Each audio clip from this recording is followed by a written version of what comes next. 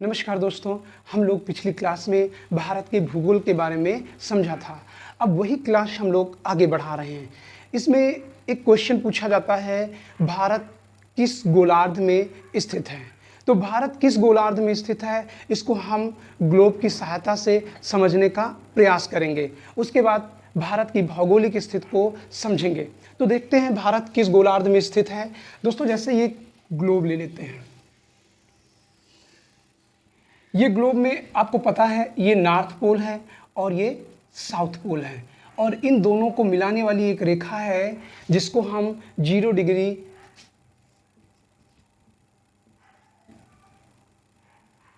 देशांतर रेखा कहते हैं। तो 0 डिग्री देशांतर रेखा ग्लोब को दो बराबर भागों में बांटती है। ये भाग कहलाता है पूर्वी गोलार्ध और ये भाग कहलाता है पश्चिमी गोलार्ध। अब इन दोनों पोलों के मध्य में पिछली वीडियो में मैंने समझाया था, फिर यहाँ पे हम समझा रहे हैं। इन दोनों पोलों के मध्य में एक रेखा है, इस रेखा का नाम है 0 डिग्री अक्षांश। तो ये 0 डिग्री अक्षांश पृथ्वी को दो बराबर भागों में उत्तर और दक्षिण में विभाजित करती है। तो ये कहलाता है उत्तरी गोलार्ध और ये भाग कहलाता है दक्षिणी गोलार्ध। तो जाहिर सी बात है भारत आपका यहाँ पर है, इस स्थिति में, जो कि ये पहले मैंने डिफाइन किया है। तो प्रश्न ये बन जाता है, क्योंकि ये उत्तर पूर्वी भाग है, उत्तर पूर्वी गोलार्ध, तो जाहिर सी बात है भारत कहाँ पर है, उत्तर पूर्वी गोलार्ध में। तो इसी को हम समझने का प्रयास करेंगे कि भारत में कितने डिग्री पूर्वी देशांतर है, कितने डिग्री पश्चिमी देशांतर है, इन्हीं बिंदुओं को हम समझेंगे। तो दोस्तों, पूछा जाता है भारत का सबसे पूर्वी बिंदु कौन सा है, सबसे पश्चिमी बिंदु कौन सा है, सबसे उत्तरी बिंदु कौन सा है, मुख्य भूमि का सबसे पूर्वी भाग कौन सा है, और ऐसे बहुत सारे क्वेश्चन आपके बनते हैं। तो इन क्वेश्चनों को हम आगे डिफाइन करते जाएंगे। दोस्तों, अगर हम देखें तो भारत का सबसे जो पूर्वी देशांतर है वो यहाँ से गुजरता है और यहाँ पर आपका पड़ता है अरुणाचल प्रदेश। तो प्रश्न पूछा जाता है भारत का सबसे पूर्वी राज्य कौन सा है, तो कौन सा पड़ जाएगा, अरुणाचल प्रदेश। यह प्रश्न पूछा जा सकता है कि सूर्य की किरणें सबसे पहले किस राज्य में पड़ती हैं, तो कहाँ पर पड़ेंगी, अरुणाचल प्रदेश में। और ये प्रश्न पूछा जा सकता है कि भारत का सबसे पूर्वी देशांतर कौन सा है, तो ये है 97 डिग्री 25 मिनट। और जाहिर सी बात है ये क्या है, ईस्ट पे हो जाएगा, ठीक है। और अगर हम देखें तो अरुणाचल प्रदेश का एक प्लेस पड़ता है वांगलू।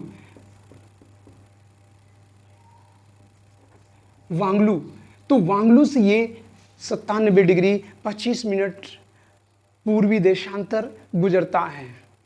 अब दोस्तों, कई बुक में अलग अलग नाम मिलते हैं अलग अलग नाम मिलते हैं, तो इसको लेकर कंफ्यूज मत होना।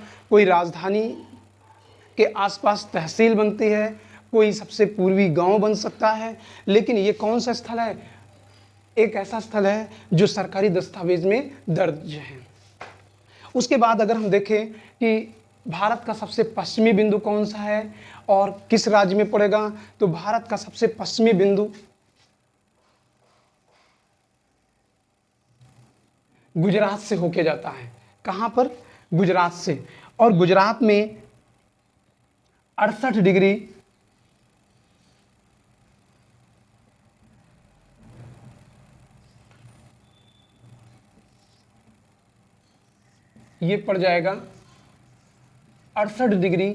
7 मिनट।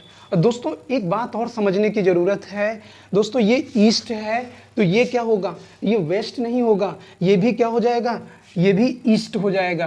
क्यों ईस्ट हो जाएगा, क्योंकि भारत पूर्वी गोलार्ध में है, यानी 0 डिग्री जो आपको मैंने यहाँ पे समझाया था,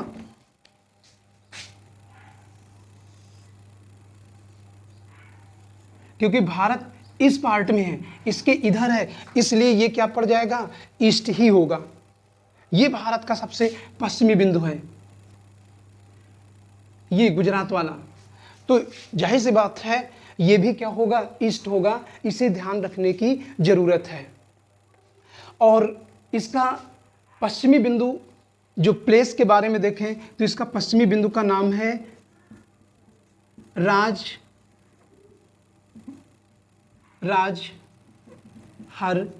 क्रीक। वैसे दोस्तों इसमें और कई नाम मिलते हैं, गौहर माथा वगैरह है, लेकिन राजहर क्रीक सही है। अब दोस्तों एक प्रश्न और यहाँ से बनता है कि भारत का सबसे पश्चिमी बिंदु तो हो गया है, या पूछ लिया जाए कि जब सूर्यास्त होता है तो सबसे अंतिम प्रकाश या अंतिम किरण कहाँ पे पड़ती है, तो वो पड़ेगा गुजरात के राजहर क्रीक में। तो ये इस तरीके से पूर्वी बिंदु हो गया और पश्चिमी बिंदु हो गया। उसके बाद हम देखते हैं भारत का सबसे उत्तरतम बिंदु कौन सा है, उसका नाम क्या है। तो उत्तरतम बिंदु जो है 37 डिग्री 6 मिनट, ये अक्षांश रेखा पर पड़ जाएगा, ये ऐसे करके जाएगा। ये कितना है, 37 डिग्री 6 मिनट। और दोस्तों ये क्या हो जाएगा, नॉर्थ हो जाएगा, नॉर्थ हो गया। और ये किस क्षेत्र में पड़ेगा, अगर क्षेत्र देखें तो ये लद्दाख में पड़ेगा। कहाँ पर, प्रश्न पूछा जाता है कि सबसे उत्तरतम बिंदु कहाँ पर है, तो सबसे उत्तरतम बिंदु कहाँ पे है, लद्दाख में है। कितने डिग्री है, 37 डिग्री 6 मिनट। कितना है, नॉर्थ है। तो ऐसे बहुत सारे क्वेश्चन आपके यहाँ से बनते जाएंगे। किस राज्य में पड़ता है या किस केंद्र शासित में पड़ता है, तो ये पहले जम्मू कश्मीर में था, अब कहाँ पर पहुँच गया है, अब लद्दाख में पहुँच गया है। और इसका जो नाम है, पूछा जाता है कि इसका नाम क्या है भारत का उत्तरतम बिंदु, तो इसका नाम है इंदिरा कौल। इसका नाम है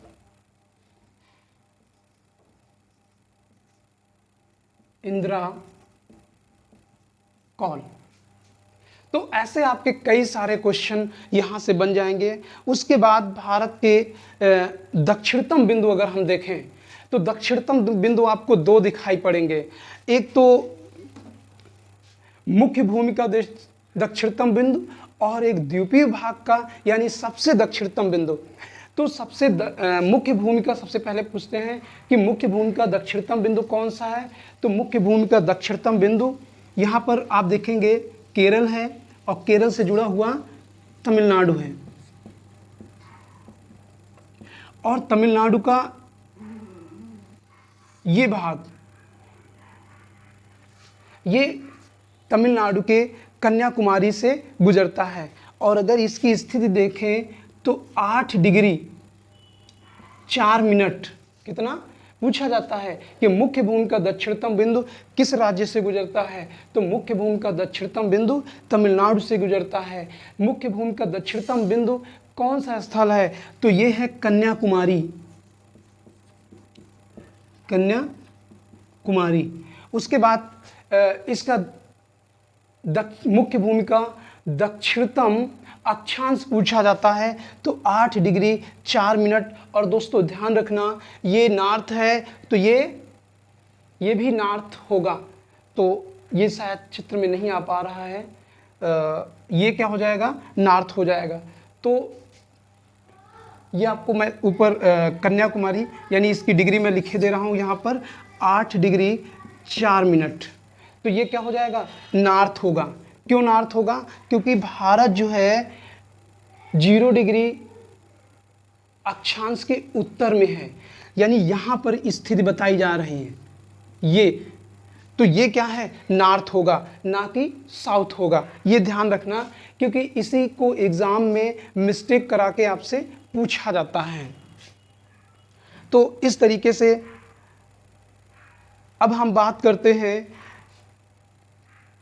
भारत का सबसे दक्षिणतम बिंदु के बारे में। तो भारत का जो सबसे दक्षिणतम बिंदु है वो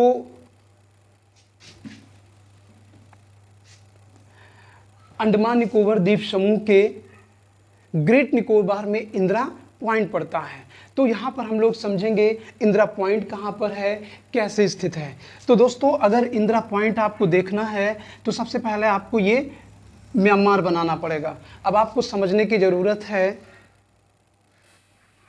कि यहाँ पर अंडमान निकोबार द्वीप समूह इसके नीचे नहीं है, किसके है, म्यांमार के नीचे है। और म्यांमार के नीचे सबसे पहले आता है तो याद रखिए कि अंडमान आएगा।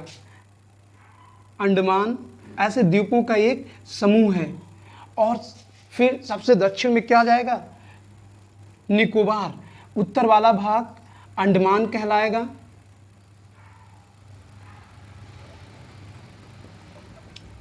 और दक्षिण वाला भाग क्या कहलाएगा, निकोबार।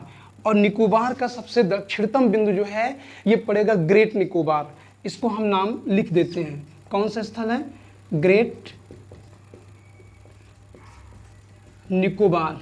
दोस्तों यहाँ पर ग्रेट निकोबार की अगर स्थिति देखें तो इसकी स्थिति 6 डिग्री 4 मिनट के आसपास है। 6 डिग्री 45 मिनट।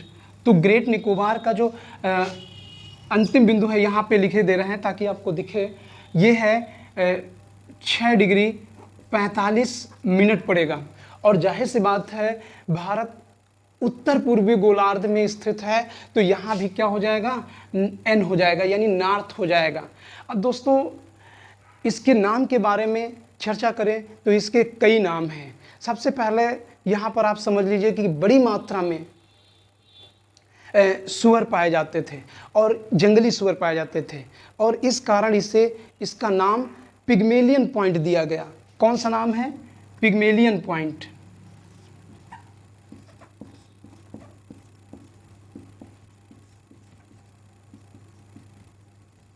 Pygmalion point. फिर इसका नाम बदल के पायसन पॉइंट कर दिया गया।